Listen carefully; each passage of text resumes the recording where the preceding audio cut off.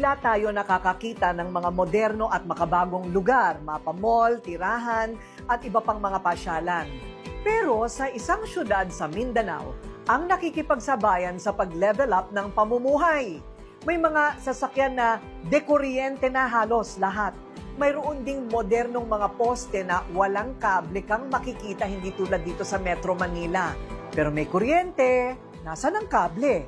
Ang buhay ng mga Davaoenyo, totoong guminhawa dahil iba ang Davao Power Up. Modernong buhay at pasilidad meron daw sa syudad ng Davao.